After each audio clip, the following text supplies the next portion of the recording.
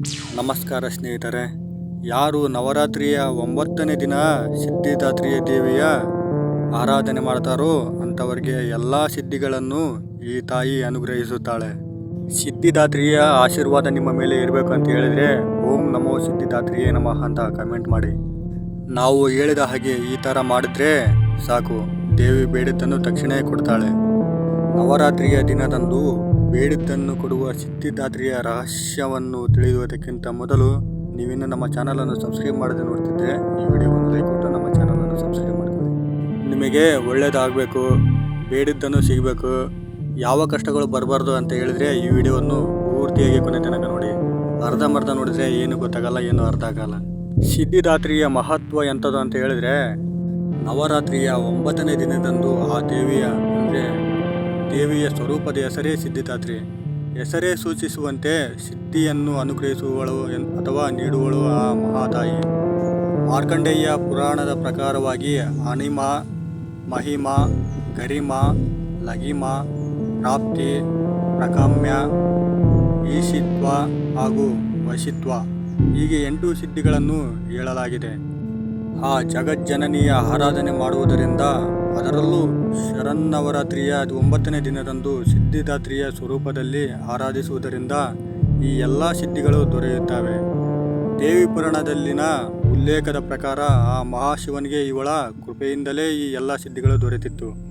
ಅಷ್ಟೇ ಅಲ್ಲ, ಇವಳ ಅನುಗ್ರಹದಿಂದಲೇ ಶಿವನ ಅರ್ಧ ಶರೀರವು ದೇವಿಯಾಗಿತ್ತು. ಆದ್ದರಿಂದಲೇ ಶಿವನು ಜಗತ್ತಿನಲ್ಲಿ ಅರ್ಧನಾರೀಶ್ವರ ಎಂಬ ಹೆಸರಿನಿಂದ ಪ್ರಖ್ಯಾತನಾದ ಮತ್ತು ಆದರ್ಶನಾದ. ಸಿದ್ಧಿದಾತ್ರಿಯ ದೇವಿಯ ಸ್ವರೂಪ ಹೇಗೆ ಅಂದರೆ, ಆ ದೇವಿಗೆ 4 ಭುಜಗಳು, ಆಕೆಯ ವಾಹನ ಸಿಂಹ, ಈಕೆ ಕಮಲದ ಹೂವಿನ ಮೇಲೆ ಕುಳಿತಿದ್ದಾಳೆ. ತಾಯಿಯ ಕೆಳಗಿನ ಬಲಗೈಯಲ್ಲಿ ಚಕ್ರವಿದೆ, ಮೇಲಿನ ಕೈಯಲ್ಲಿ ಗದೆ ಇದೆ, ಎಡಗೈ ಕೆಳಗಿನ ಕೈಯಲ್ಲಿ ಶಂಕು ಹಿಡಿದಿದ್ದಾಳೆ, ಮೇಲಿನ ಕೈಯಲ್ಲಿ ಕಮಲದ ಹೂವಿದೆ. ಯಾವ ವ್ಯಕ್ತಿಯು ಶರನ್ನವರಾತ್ರಿಯ 9ನೇ ದಿನದಂದು ಈ ಸಿದ್ಧಿದಾತ್ರಿಯ ದೇವಿಯ ಆರಾಧನೆ ಮಾಡ್ತಾರೋ ಅಂಥವರಿಗೆ ಎಲ್ಲ ಸಿದ್ಧಿಗಳನ್ನು ಆ ತಾಯಿ ಅನುಗ್ರಹಿಸುತ್ತಾಳೆ. ಹಾಗೂ ಈ ಸೃಷ್ಟಿಯಲ್ಲಿ ಆ ವ್ಯಕ್ತಿಗೆ ನಿಲ್ಕಲಾರದ್ದು ಎಂಬುದು ಯಾವುದೂ ಇರುವುದಿಲ್ಲ. ನವರಾತ್ರಿಯಲ್ಲಿ ದೇವಿಯ 9 ಸ್ವರೂಪಗಳನ್ನು ವಿವರಿಸುತ್ತಾ ಕೊನೆಯದಾಗಿ ಬರುವ ಸಿದ್ಧಿದಾತ್ರಿ ದೇವಿಯ ಸ್ವರೂಪವಾಗಿದೆ. ಉಳಿದ 8 ದಿನಗಳಂತೆ 9ನೇ ದಿನದಂದು ಸಹ ಈ ದೇವಿಯ ಆರಾಧನೆ ಮಾಡುವುದರಿಂದ ಆರಾಧಕರ ಲೌಕಿಕ ಪಾರಮಾರ್ಥಿಕ ಎಲ್ಲ ಬಗೆಯ ಕೋರಿಕೆಗಳು ನೆರವೇರುತ್ತವೆ. ಆ ಭಗವತಿ ಸಿದ್ಧಿದಾತ್ರಿ ದೇವಿ ಅನುಗ್ರಹಿಸಿದ ಮೇಲೆ ಬೇರೆ ಯಾವ ಕೃಪೆಯ ಅನುಗ್ರಹ ರಕ್ಷಣೆಯ ಅಗತ್ಯವೂ ಸಹ ಆ ಆರಾಧಕರಿಗೆ ಅಗತ್ಯ ಇರುವುದಿಲ್ಲ. ನವರಾತ್ರಿಯ ದಿನ ಸಿದ್ಧಿದಾತ್ರಿಯ ದೇವಿಯ ಆರಾಧನೆ ಯಾವ ಥರ ಮಾಡಬೇಕು ಅಂತ ಹೇಳಿದರೆ, ಉತ್ತದ ಮಣ್ಣಿನಿಂದ 2 ದೀಪ ಮಾಡಿ 8 ಲವಂಗಗಳನ್ನು ತಗೊಳ್ಳಿ. 8 ಸಿದ್ಧಿ ಹೆಸರು ಚೀಟಿಯಲ್ಲಿ ಬರೆದು ಒಂದೊಂದು ಚೀಟಿಯಲ್ಲಿ ಒಂದೊಂದು ಲವಂಗ ಮತ್ತು ಅರಿಶಿನ ಕುಂಕುಮ ಹಾಕಿ ಚೀಟಿಯನ್ನು ಮಡಿಸಿ ಒಂದು ಡಬ್ಬಿ ಯಾವುದಾದ್ರೂ ತಗೊಂಡು ಅದಕ್ಕೆ ಅರಿಶಿನವನ್ನು ನೀರಿನಲ್ಲಿ ಕಲಸಿ ಅದು ಪೂರ್ತಿ ಹಚ್ಚಿ ಆ ಡಬ್ಬಿಗೆ. ನೀವು ಬರೆದಿರುವಂಥ 8 ಸಿದ್ಧಿಯ ಚೀಟಿಗಳನ್ನು ಆ ಡಬ್ಬಿಯಲ್ಲಿ ಹಾಕಿ ಮುಚ್ಚಿ, ನೀವು ಮಾಡಿರುವ ದೀಪವನ್ನು ದೇವರ ಮನೆಯಲ್ಲಿ ಆ ಕಡೆ ಈ ಕಡೆ ಹಚ್ಚಿ ಸೆಂಟ್ರಲ್ಲಿ ಆ ಡಬ್ಬಿ ಇಡಿ.